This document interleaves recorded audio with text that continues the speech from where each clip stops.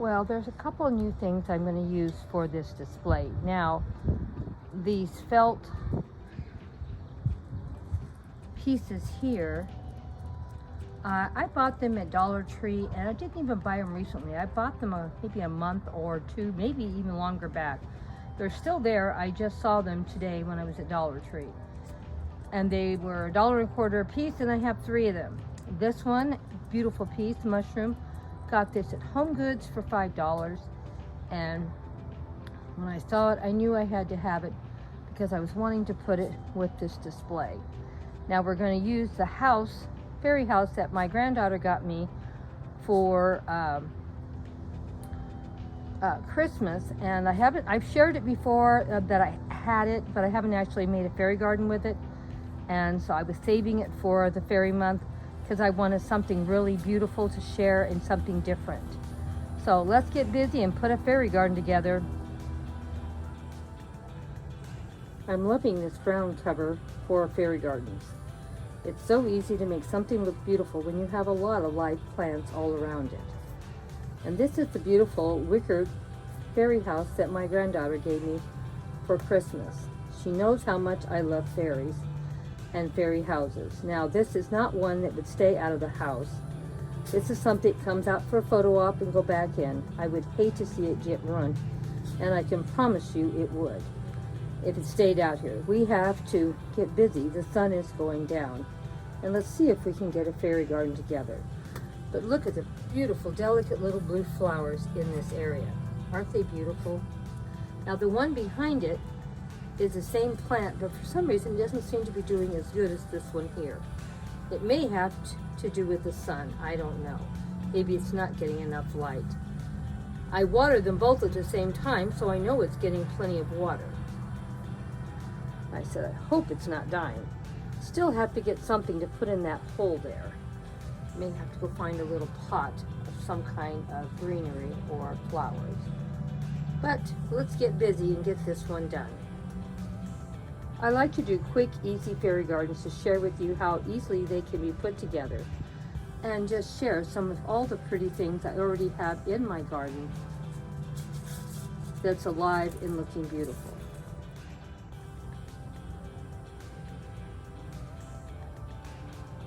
Well, here it is, all finished. What do you think? Thought it turned out pretty good.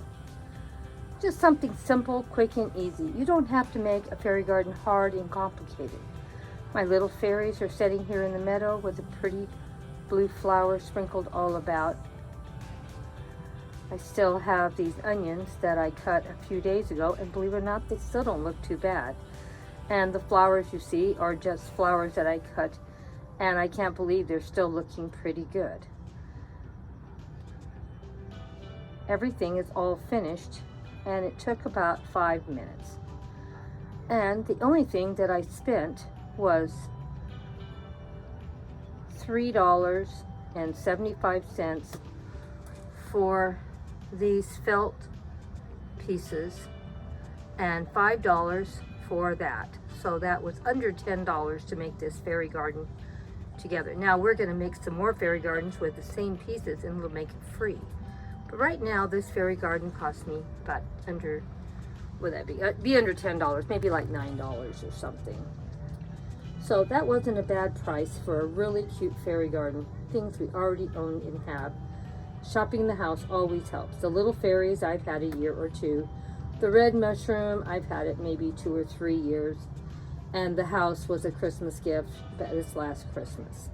This is the first fairy garden that it's been in, but I thought it turned out super cute. What did you think, guys? Give me a comment, let me know.